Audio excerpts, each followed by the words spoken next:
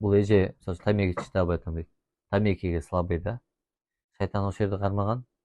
Жинде неме не кылып атат, сүйрөп атат. Бирөө аракка слабый. Аракка кирип кетет дагы болушумен чыкпайт. Бирөө ушакка слабый.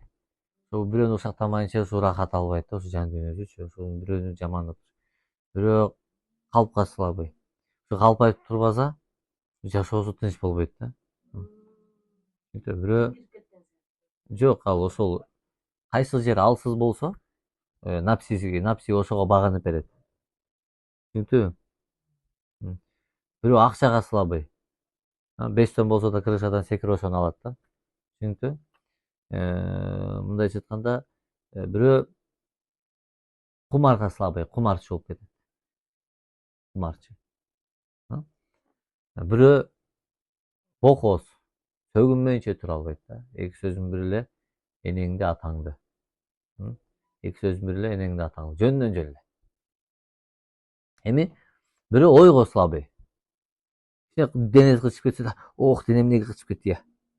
Кичине бир аз желкеси талып калса, ох, бүгүн желкем талып калды я.